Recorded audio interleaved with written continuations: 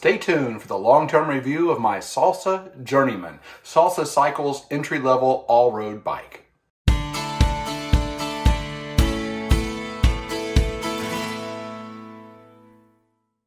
Hey guys, it's Nathan from the Kentucky Cycling YouTube channel. In this video, I'll be doing a long-term review of my Salsa Journeyman. I want to say at the outset that I'm not being paid by Salsa Cycles, QBP, or anyone else to do this review.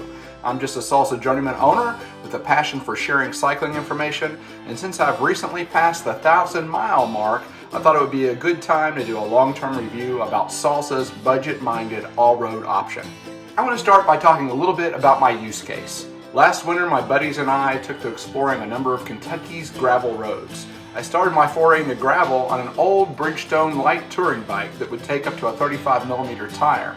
While this bike was sufficient for light gravel options like gravel rail trails, I found that as the surface got rougher and descents got steeper, I found myself wanting something that would take a little wider tire and provided more stopping power with a disc brake, as well as a bike that I could do some light touring and bikepacking on. Having owned two Salsa bicycles, I was already familiar with Salsa as an adventure brand and was immediately drawn to their lineup of all-road adventure bikes. Between their original off-road touring Fargo, offered in both steel and tie, and their carbon options, it didn't take long before I found myself drooling. The only problem was that I hadn't saved the kind of money I would need for any of these options. Moreover, being a newer gravel rider, I wanted to make sure I was going to stick with it before splurging on a more expensive option. Enter the Journeyman. With a geometry that is a little more relaxed than the Warbird, but not the drop bar mountain bike geometry of the Fargo or the Cutthroat, this aluminum alloy bike comes in a variety of options. Buyers can choose from a flat bar versus a drop bar, 700C versus 650B wheel sets, aluminum alloy versus carbon fork, and trim levels that range in price from $950 to $1,500. I opted for the drop bar wider 650B wheel set, which came with a 2.1-inch Terravale Sparwood tires, which currently retails for $1,200.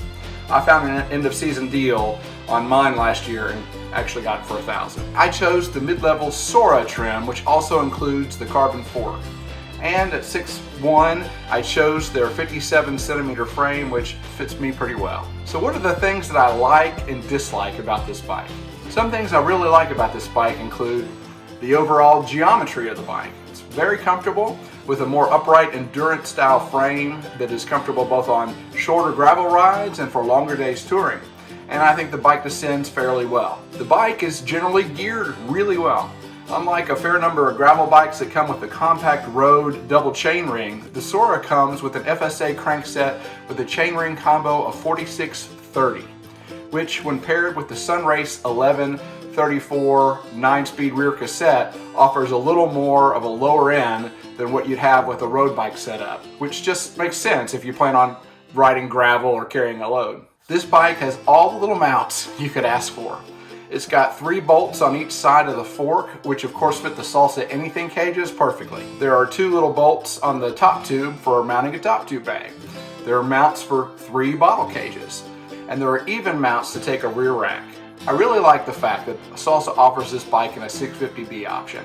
And personally, I think this is the better option if your use case is primarily gravel or mixed terrain. But I also think it's nice that someone could get this bike with a 700C wheel set, and I think the geometry lends itself to being a pretty comfortable endurance road bike.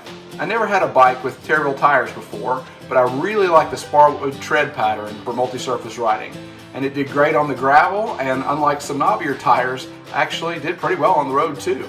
So what don't I like about the bike?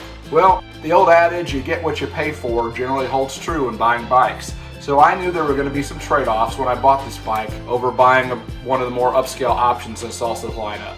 And generally, I think most of these are acceptable trade-offs given the price point. The first thing I'll mention is the bike comes with Salsa cowbell handlebars. I actually like the Salsa cowbell handlebars and have them on my road bike, and I think this makes sense to have on a 700C option. But I really wish that Salsa had made their cow chipper handlebars stock on the 650B, as they are nicer for gravel descents and create more space for carrying a front bag while bikepacking. In any case, that was a relatively easy and fairly inexpensive do-it-yourself upgrade to make, which I'm very happy that I actually elected to do. The next thing I'll mention is that the Journeyman does not come with tubeless-ready tires. No doubt this was another way to cut costs. And while I think that the optimal gravel setup would be tubeless, I have to say that I've yet to have a flat on the Terraville tires, knock on wood. I also almost hesitate to comment on the saddle that came with the bike, as what works great for one person may not work well for another. First thing I typically do when buying a stock bike is swap out the saddle. But the bike came with a Volt saddle. I had a Volt saddle on my Salsa El Mariachi mountain bike that I used to have and found it to be a pretty decent saddle. But after one ride on a Volt on the Journeyman, I was ready to switch it out. And again, this is an area that is pretty specialized to the individual rider, so I think the Volt is a decent enough saddle to start with.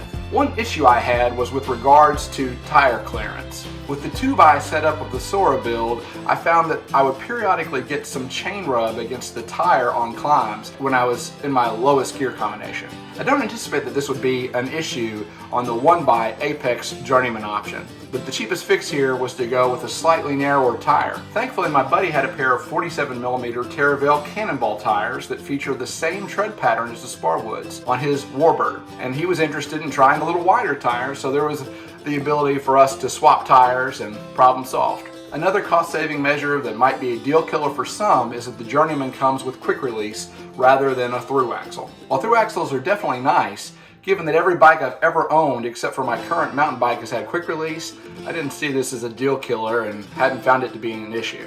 Overall, I have to say that I'm really pleased with the bike, and while I might consider upgrading at some point in the future, I definitely recommend this bike to someone who is looking for a budget-friendly, versatile adventure rig. If you've got any questions, please feel free to include them in the comments below. And if you found this information useful, please like the video and consider subscribing to the channel. Thanks.